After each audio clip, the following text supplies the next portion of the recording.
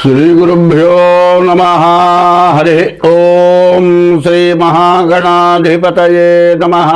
శ్రీ మహాసరస్వత్యై నమః. హరి ఓం.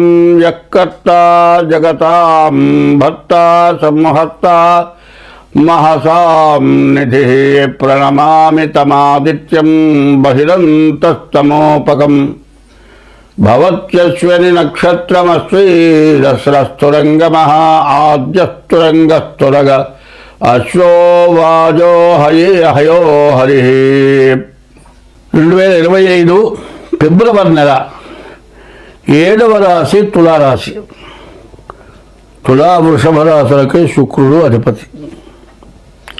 ఈ రాశికి కూడా ఒక్క శుక్రుడు పూర్తిగా బాగలేదు. గురుగు షట్క యోగం అంటారు.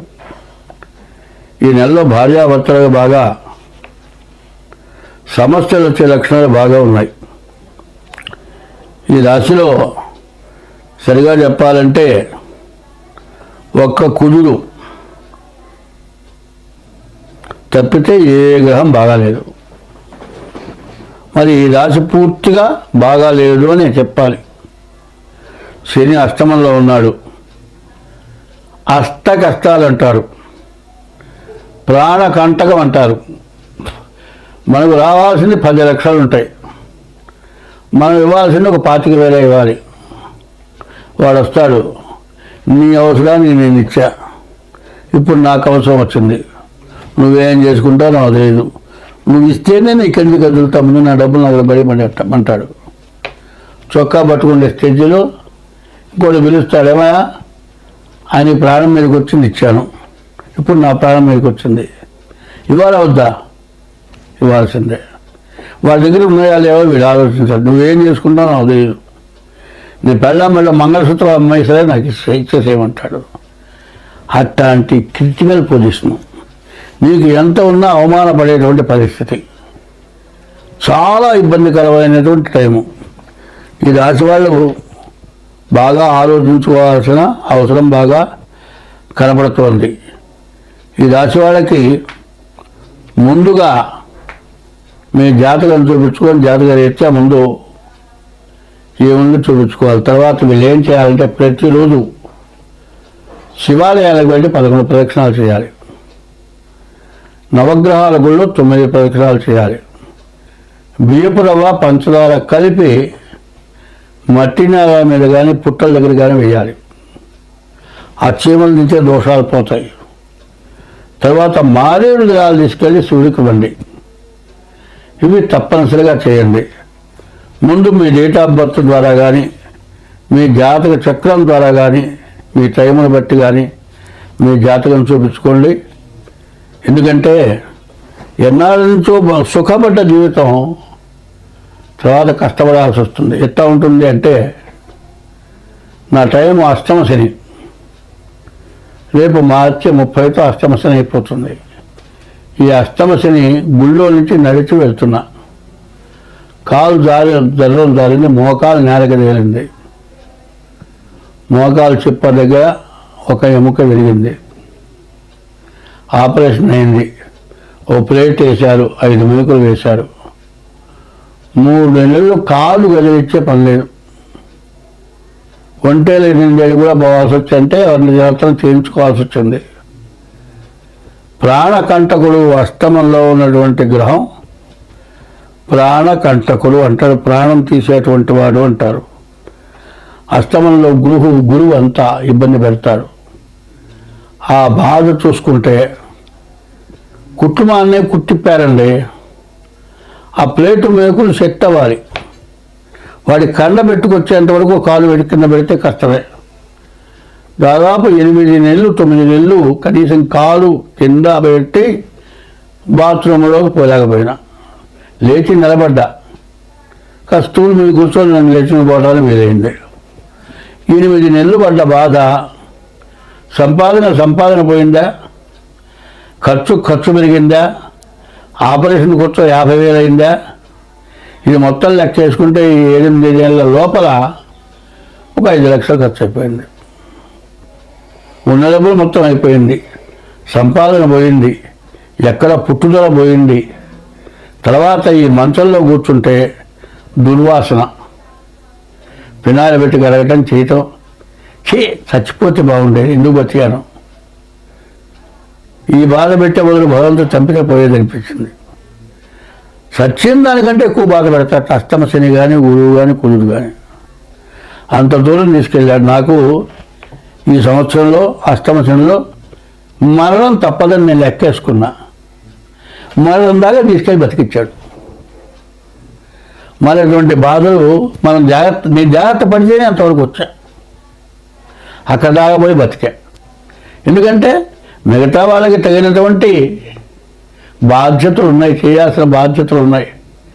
నేను పోతే ఆ బాధ్యతలు చేసేవాళ్ళు లేకపోవటం చేత అంత కష్టాలు పడ్డా మళ్ళీ భగవంతుడు బతికిచ్చాడు. కాబట్టి ఈ రాశి వాళ్ళకి అష్టమ గురువు చాలా కష్టకారకుడు. కాబట్టి మీ జాతకం చూపించుకొని మీకు ఏ దోషాలు ఉన్నాయో ఆ దోషాలని పూర్తిగా పోవటానికి తగినటువంటి శాంతులు చేసుకోండి. ఎందుకంటే ఇప్పుడు చాలామంది ఏం చేస్తున్నారంటే అందరూ జాతకాలు, ఎవరిని నేను విమర్శించటల్లా, శాస్త్రం మీద నమ్మకం ఉండి జాతకం చూపించుకుంటున్నారు. పూర్తిగా చెప్పగల వాళ్ళ దగ్గరికి వెళ్ళాలి, జాగ్రత్తగా ఒకసారి 2 సార్లు చూసుకోవాలి. దానికి తగిన దోషాలు పోవటానికి తగినటువంటి శాంతులు చేసుకోవాల్సిన అవసరం ఉంది. అది కనుక జరిగితేనే మీరు అన్ని విధాలా బాగుంటారు, అన్ని రకాలుగా మంచి జరుగుతుంది. స్వస్తి. ప్రథమంగా మనం చెప్పుకోవాల్సింది భక్తిరాయ ఛానల్. ఈ ఛానల్ వారు ప్రథమంగా చెప్పింది ఏంటి? భక్తి తర్వాత భయం అనేది 2 ఉండాలి. భయం ఏంటంటే తప్పు చేశాము అంటే భయపడాలి, తప్పు చేయకుండా ఉంటాం మొదటిది, రెండోది భక్తి కలిగి ఉంటాం రెండోది. మొదటిది భయం కలిగి ఉండాలి. ఏదైనా ఇచ్చేస్తామో మనకేం జరుగుతుందో అనేటువంటి భయం ఉంటే దాని ద్వారా ఎప్పుడైనా పొరపాటు జరిగితే, తప్పు జరిగితే భగవంతుడు అనేవాడు ఉన్నాడు, వాడు శిక్షిస్తాడు. కాబట్టి భక్తి కలిగి ఉంటాం. ఇది ప్రథమంగా భక్తి రాయ ఛానల్ యొక్క స్వభావం ఇది. అయితే ఎవరి యందు భక్తి కలిగి మనం ఉండాలి. ఇందాక శ్లోకం చెప్తా, యఃకర్త జగతాం భర్త సంహర్త మహసాం నిధి ప్రణమామి తమాదిత్యం బహిరంతస్తమోపహం. యఃకర్త, ఎవరు కర్త? అందరికీ కర్త. భార్యకి భర్త కర్త, భర్తకి యజమాని కర్త. యజమానికి భర్త లోబడతాడు, భర్తకి భార్య లోబడుతుంది. ఒకళ్ళ యందు ఒకళ్ళు కృతజ్ఞతాభావంతో ఉంటేనే జీవనం జరుగుతుంది. వీళ్ళందరికీ యఃకర్త, ఎవరా కర్త? భగవంతుడు అనేవాడు ఒకడు ఉన్నాడు, కర్త. జగతాం భర్త, యఃకర్త జగతాం భర్త, జగత్తు మొత్తానికి భర్త, భరాయించేటువంటి వాడు ఒకడు ఉన్నాడు, యఃకర్త జగతాం భర్త. సంహర్త, అందరినీ సంరక్షిస్తున్నాడు, సంహర్త. మహసాం నిధి, మొత్తం ప్రపంచం భూమి ఆకాశము రెండింటి యందు 84 లక్షల జీవరాశులు ఆకాశంలో తిరిగేవి 21 లక్షలు, భూమి పైన తిరిగేవి 21 లక్షలు, భూమి లోపల తిరిగేవి 21 లక్షలు, నీటిలో తిరిగేవి 21 లక్షలు, మొత్తం కలిపి 84 లక్షల జీవరాశుల్ని సంరక్షించేటువంటి భగవానుడి వలయ అంటే సంహర్త, అందరినీ సంరక్షిస్తున్నాడు. మహసాన్నిధి, ఇంతమందిని రక్షించడానికి పోషించడానికి యజమాని అయినటువంటి వాడి దగ్గర తగినంత ధనం ఎట్లా ఉండాలో అదే విధంగా 84 లక్షల జీవరాశుల్ని సంరక్షించడానికి తగినటువంటి శక్తి, ధర్మం, భక్తి అన్నీ కలిగినటువంటి వాడు ఒకడున్నాడు. ఆయన ఎవరంటే ఆదిత్యోర్కో రవిర్భాను భాస్కరశ్చ దివాకర మార్తాండ స్మితాహేస్తీక్షాంసిన్ బిహలో రవి. సూర్యుడనేవాడు ఒకడున్నాడు, ఆయన 12 పేర్లు కలిగి ఉన్నాడు. ఆదిత్య, అర్క, రవి, భాను, భాస్కర, దివాకర, మార్తాండ, సవిత, హేళి, తీక్షాంశో, మిహిర, రవి రవి అని 12 పేర్లు అటువంటి వాడు సూర్య భగవానుడు. ఎవరయ్యా అంటే సమస్త జీవరాశులకి, సమస్త దేశాలకి, 84 లక్షల జీవరాశులకి, ప్రపంచం మొత్తానికి అన్ని చోట్ల కనపడేటువంటి, అన్ని మతాలకి కనపడేటువంటి భగవానుడు ఒక్కడే సూర్య భగవానుడు. ఆ సూర్య భగవానుడి వల్ల ఆయనే భగవంతుడిగా సూర్యోదయ అస్తమయాల వల్ల ఒక పండగకి ఆ సూర్యుడు చూసే పండుగ చేస్తూ ఉన్నాం. నిన్న జరిగినటువంటి పండుగ సూర్యుడు మకర నుంచి సంక్రమణం వచ్చినటువంటి రోజున పండుగ చేశాం. అటువంటి సూర్య భగవానుడే అందరికీ కనబడేటువంటి భగవంతుడు, ప్రతినిత్యం మనకు దర్శనమిచ్చేటువంటి భగవంతుడు.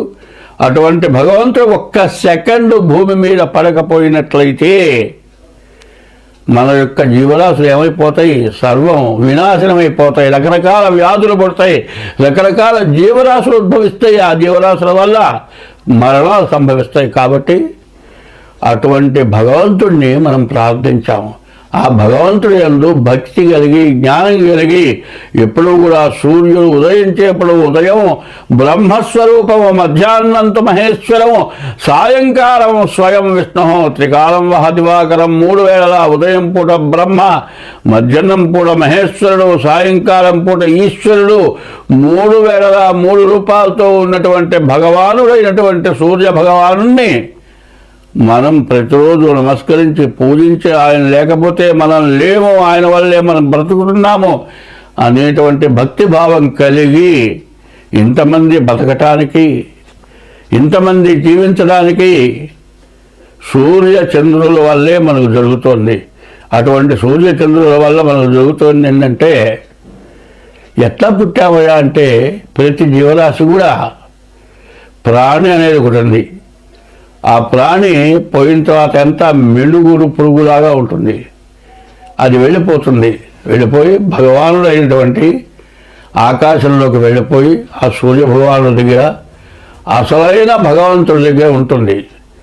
అది దాని టైం అయిపోయిన తర్వాత వర్షం కురిసేటప్పుడు నీటిలో కలిసి ఆ ప్రాణి వస్తుంది.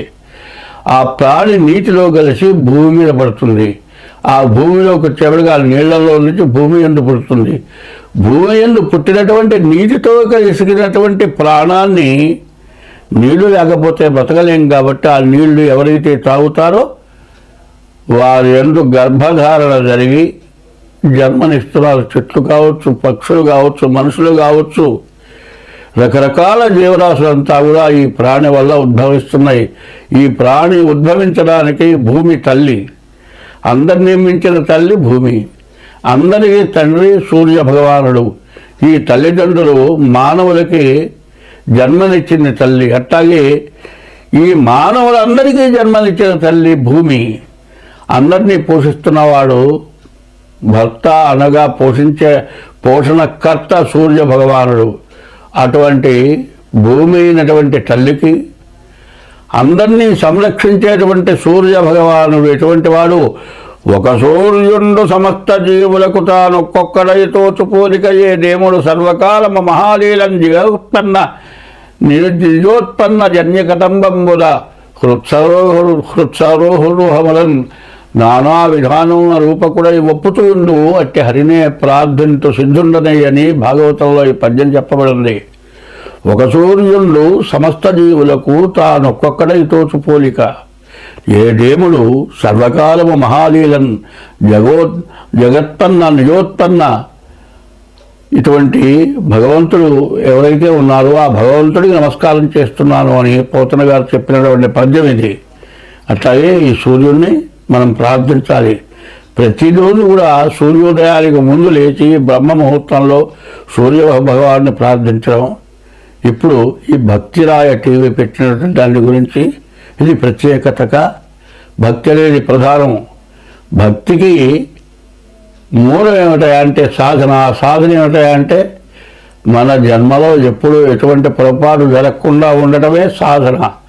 ఆ సాధన ద్వారా భక్తి కలిగితే జీవుడు మళ్ళీ పునర్జన్మ అంటూ ఉంటుంది. కాబట్టి ఉత్తమమైన జన్మ కలిగి మానవుడు బతుకుతాడు. కాబట్టి ఇది భక్తి ఛానల్లో భక్తికి ప్రధానమైన విషయం తండ్రి సూర్యుడు, తల్లి భూదేవత, వీళ్ళిద్దరిని మనం ముందు ప్రార్థించాము. ఈ సూర్య భగవానుడే 12 రాసుల యందు ఉంటున్నాడు. ఈ 12 రాసులకి 27 నక్షత్రాలు, 27 నక్షత్రాలకి 4 పాదాలు చొప్పున 108 పాదాలు. 108 పాదాలని 12 చేత భాగిస్తే 9 చేత భాగిస్తే 12 రాసులు వస్తున్నాయి. సరిగ్గా చెప్పాలంటే మేషం దగ్గర నుంచి మీనం వరకు రాసులు చెబుతున్నాము. అట్లాంటి ప్రతి రాశికి కూడా సూర్య భగవానుడే ఉన్నాడు అని ఈ 12 రాశులకి సూర్య భగవానుల యొక్క పేర్లు 12 పేర్లు ఉన్నాయి. కాబట్టి అటువంటి సూర్య భగవాను ప్రార్థించి మనం చేసినటువంటి తప్పు వల్ల జరిగేటువంటి దోషాలని మనం అనుభవిస్తాం. కాబట్టి భక్తి శ్రద్ధగా ఎదగలిగి అందరూ కూడా జీవించడం. మార్చి 29 నుండి 6 గ్రహాలు ఒక రాశిలోకి వస్తున్నాయి, మీనంలోకి వస్తున్నాయి. 2 సంవత్సరాల 6 మాసాలు మార్చి 30కి శని కుంభరాశిలో నుంచి మారి మీనరాశిలోకి వస్తున్నాడు. సంవత్సరం 10 నెలలకు రాహువు మీనరాశి నుంచి కుంభరాశికి వస్తున్నాడు. కానీ ఈ గ్రహాలు 6 గ్రహాలు ఒక చోట చేరినాయి.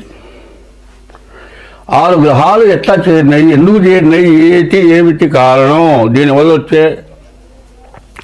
కష్టమా నష్టమా సుఖమా దుఃఖమా అనేది ఆలోచించుకోవాలి. ఇంతకుముందు 60 సంవత్సరాలకి పూర్వంలో అష్టగ్రహ కూటమి అనేది వచ్చింది. ఈ అష్టగ్రహ కూటమి వచ్చినప్పుడు కొంతమంది మానవులు నడుస్తూ పడిపోయి పురాణాలు జరిగారు. మంచం మీద పడుకున్న వాళ్ళు పడుకున్నట్లే ప్రాణాలు పోయినాయి. తెల్లవారు చూస్తే మనిషి శవమై ఉన్నాడు. ఇట్లా రకరకాలైన మరణాలు, రకరకాలైన వ్యాధులు, రకరకాలైన సమస్యలు వచ్చినాయి. ఇప్పుడు కూడా 2024వ సంవత్సరం 2024వ సంవత్సరం నుంచి 2027వ సంవత్సరం వరకు 24, 25, 26, 27 ఈ 4 సంవత్సరాలు కూడా దుష్ట చతుష్టయం అని చెప్పాలి. 24లోనే కొన్ని రకరకాలైన సమస్యలు బాధలు బాగా పెరిగిపోయి అసలు ఎట్లా బతకాలి. మానవుల కంటే రాక్షసులైనటువంటి జనం, రాక్షసులు అంటే వేరే లేరు, మానవుల్లోనే రాక్షసులు. రాక్షసత్వం ప్రబలిపోయి చాలా సమస్యలు వచ్చినాయి. అదే కాదండి, ఈ మధ్య కొన్ని యుద్ధాలు వచ్చినాయి. మరి ఉక్రెయిన్ మీద మరి ఇంకో దేశం, ఆ దేశం యుద్ధం చేసింది రష్యా అమెరికా. రష్యా ఏం చేసింది, ఉక్రెయిన్ కూడా ఒకప్పటి రష్యాలో భాగమే. మరి వాళ్ళల్లో వాళ్ళు గొడవలు పడి మరి దాన్ని తన భాగంలో ఉన్నటువంటి వాడు విడిగా అన్నదమ్ముల్లాగా విభజన అయిపోయిన తర్వాత తమ్ముడు అన్న మీద ఎదురు దిగినట్లుగా ఉక్రెయిన్ రష్యాకి ఎదురు జరగటంతో వాళ్ళిద్దరికీ యుద్ధం వస్తే మధ్యలో కొన్ని దేశాలు ఉక్రెయిన్ని సపోర్ట్ చేసి యుద్ధం జరిపింది. ఈ యుద్ధంలో ఎంత నాశనం అయిపోయిందో, ఎన్ని భవనాలు, ఎన్ని రకాల ఆస్తులు సర్వనాశనం అయిపోయినాయో మనందరికీ కూడా బాగా తెలుసు. మానవ జన్మ ఎత్తిన వాళ్ళు, చదువుకున్న వాళ్ళందరూ కూడా ఇది పెద్ద యుద్ధం, ప్రపంచ యుద్ధంగా మారిపోతుంది అని భయపడ్డాం.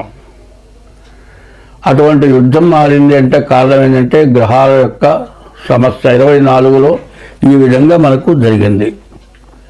మనకి జరుగుతుంది 25 ప్రారంభమైంది, 25, 26, 27. ఇప్పుడు ఒక్కొక్క రాశికి ఒక్కొక్క రకంగా ఉన్నది అని చెప్పటం కాదు ఇక్కడ కావాల్సింది.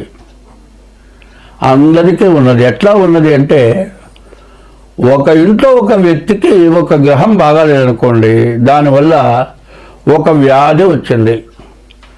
ఆ వ్యాధి నిర్మూలన చేయాలి అంటే ఇంట్లో ధనం ఖర్చు పెట్టాలి.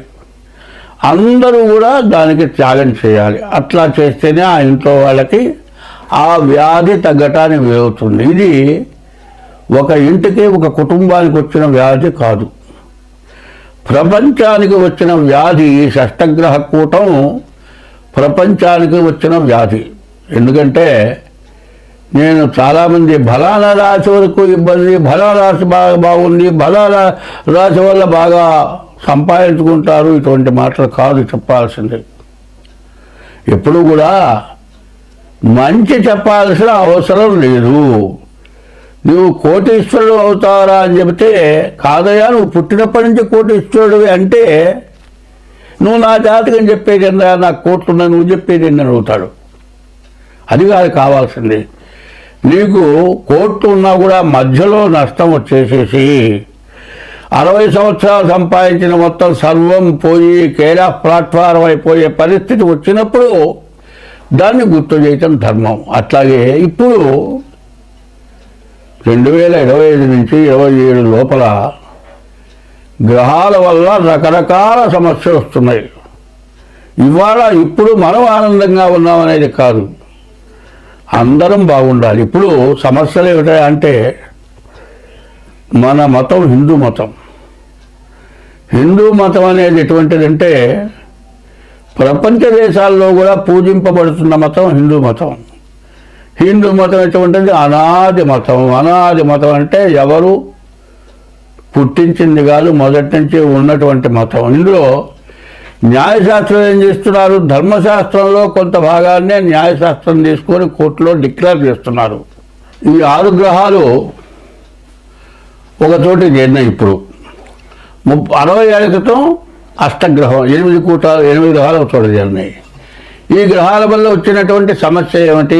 ప్రతి వాళ్ళు రకరకాలుగా చెబుతూ ఉన్నారు. ఇది కాదు మనకు కావాల్సింది. మెయిన్ అసలు ఏమిటి? ఆ మెయిన్ ఎట్లా ఉంటుంది? మెయిన్ అనేది మొదటిది ఎట్లా ఉంటుంది? ఏమంటే శరీరం ఉంది కదా, శరీరానికి 8 రంధ్రాలు ఇచ్చారండి. ఆ 8 రంధ్రాలు ఏంటి? చెవులు 2, కళ్ళు 2 4, ముక్కులు 2 6, నోరు 1 7. 9 రంధ్రాలు ఎక్కడున్నాయి?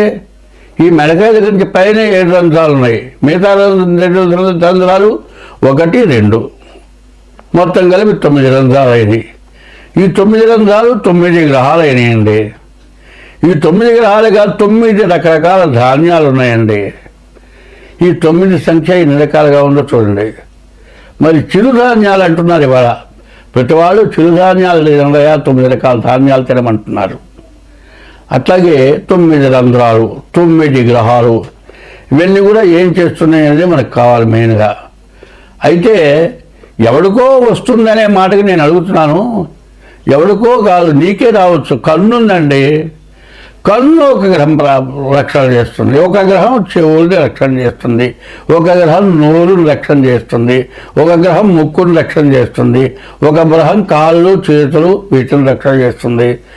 దీంట్లో ఏది రక్షణ చేయకపోయినా ఎవరికి ఇబ్బంది? నీకేగా ఇబ్బంది. అట్లాగే కుటుంబ వ్యవస్థలో ఎవరో ఒకళ్ళకి ఇట్లా ఇబ్బంది కలిగితే ఏమవుతుంది? అందరికీ బాధే. సరే, కుటుంబంలో ఒక వ్యక్తికి ఒక ఇబ్బంది కలిగితే కుటుంబంలో వ్యక్తులందరికీ ఇబ్బంది కదా అనుకుంటే, ఒక దేశానికే ఇబ్బంది కలిగితే దేశంలో ప్రజలందరికీ కూడా ఇబ్బంది కలుగుతుంది.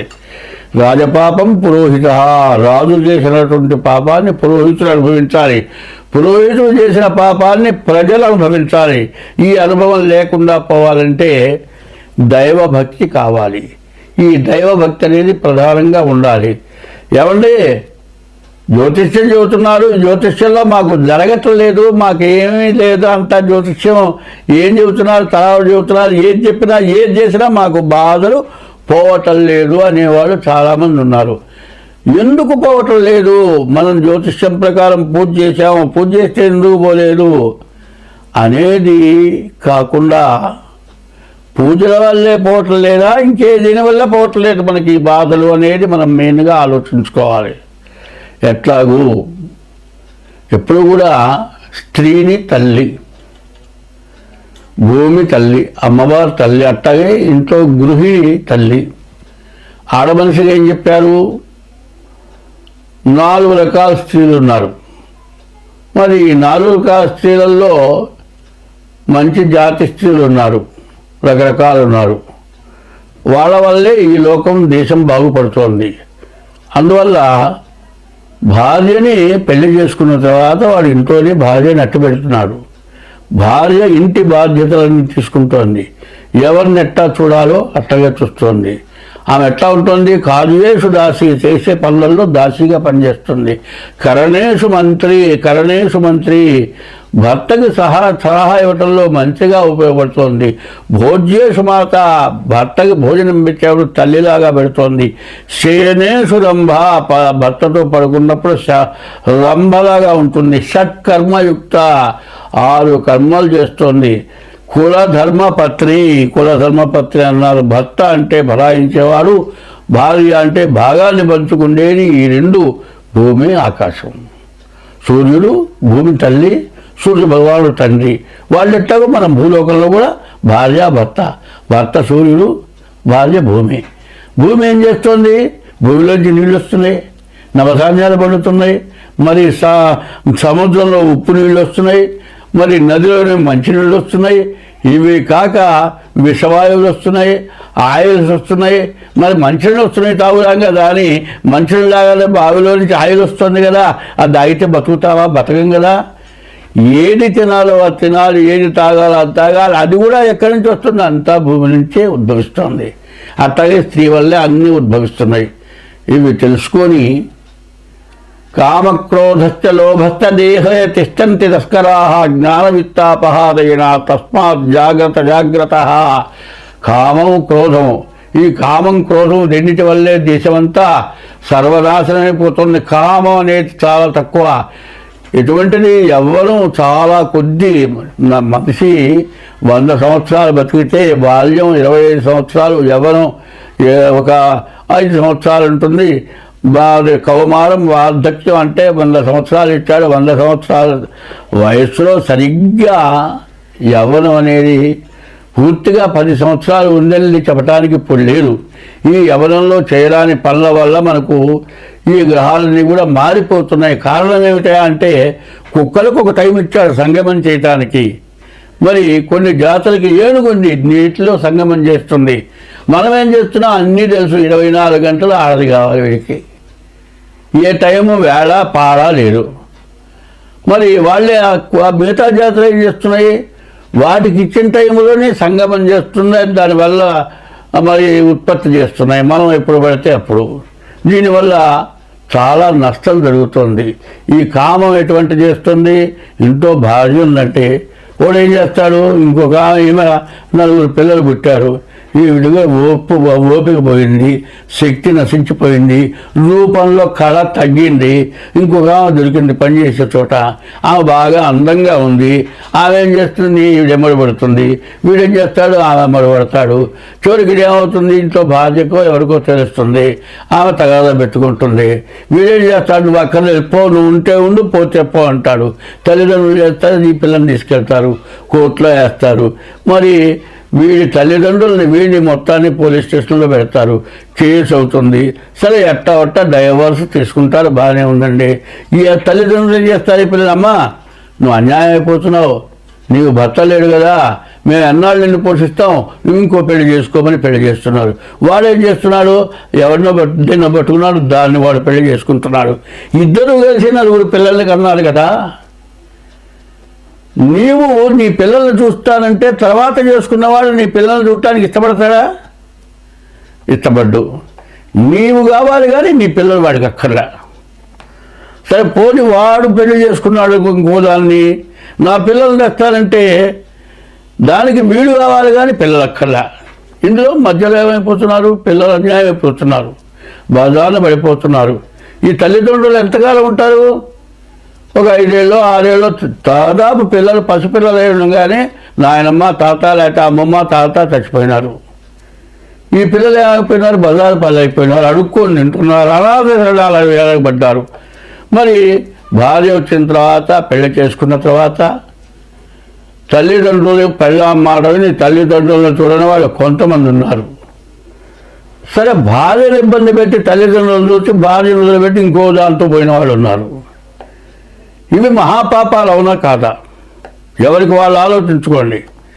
ఈ ఈ 6 గ్రహాల యొక్క కూటమి ఇటువంటి పాపాలు ఎవరైతే చేశారో అవి అప్పుడు గుర్తుకొస్తాయి.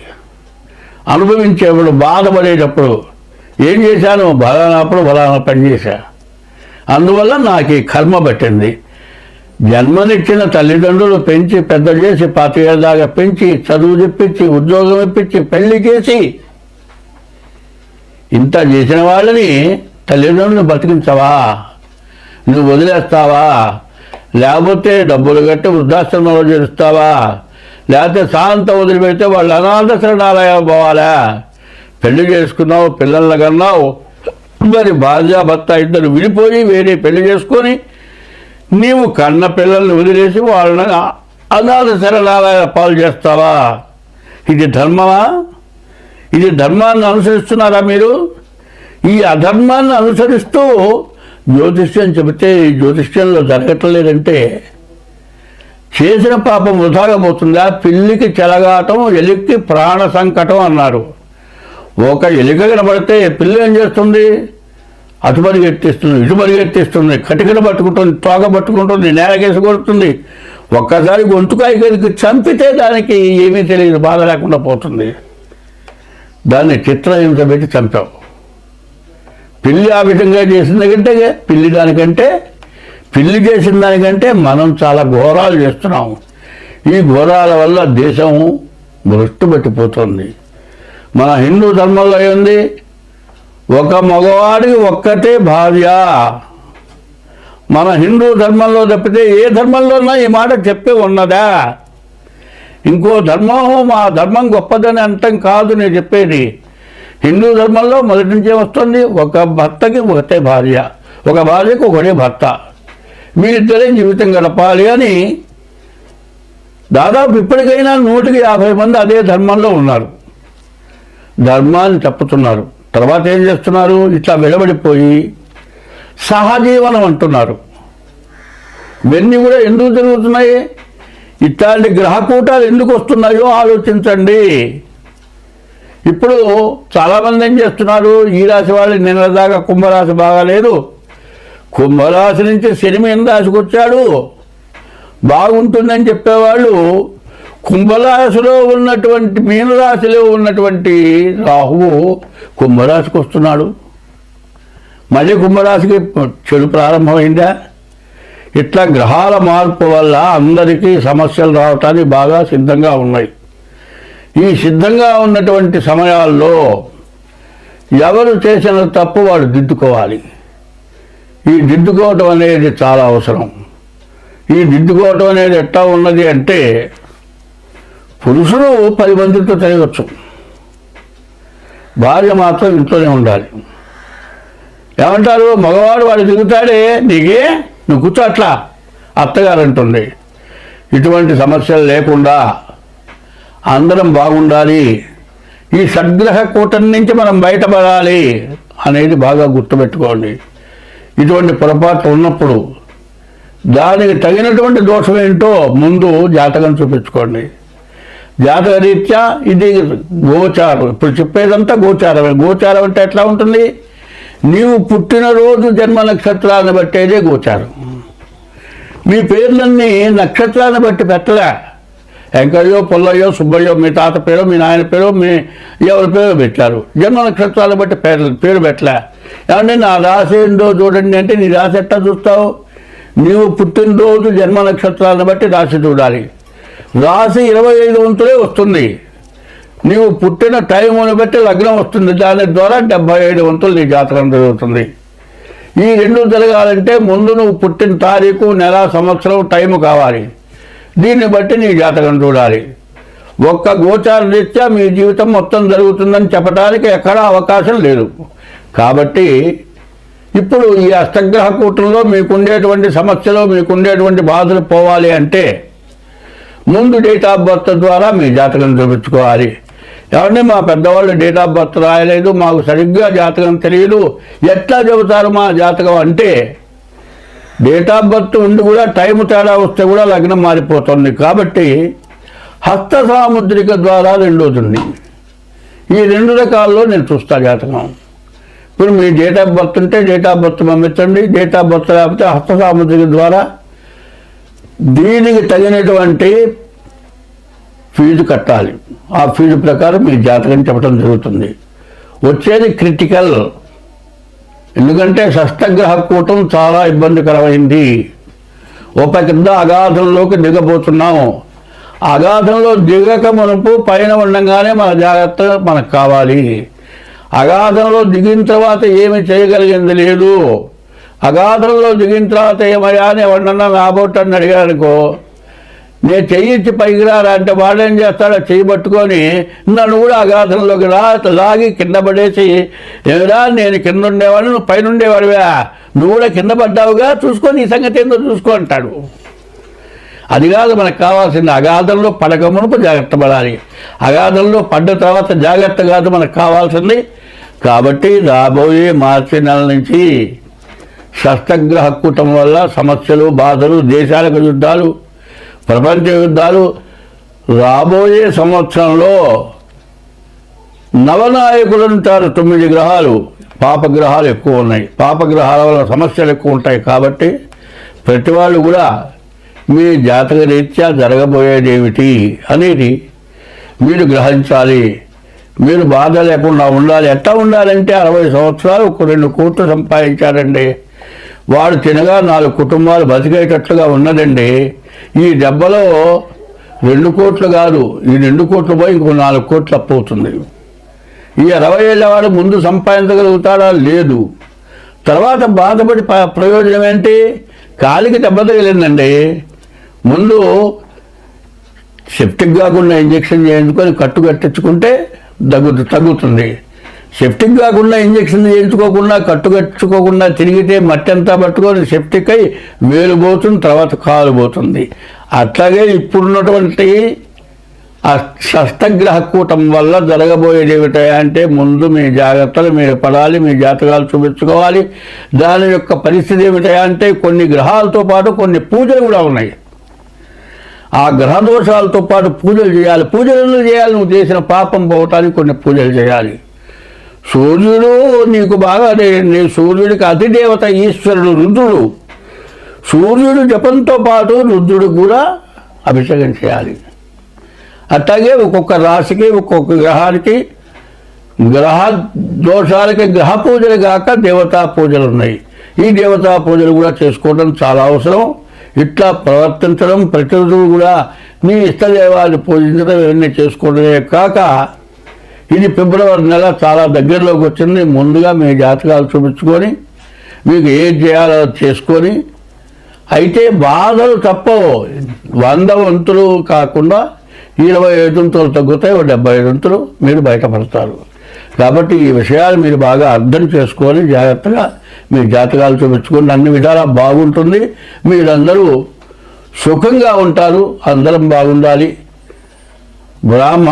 బ్రాహ్మడు గోవు బాగుండేటైతే ప్రజలంతా కూడా బాగుంటారు, దేశం అంతా బాగుంటుంది. గోబ్రాహ్మణేభ్య శుభమస్తు నిత్యం లోకా సమస్త సుఖినో భవంతు అని చెప్పింది. కాబట్టి అందరం బాగుండాలి అంటే ముందు చెప్పిన విధం ప్రవర్తించండి.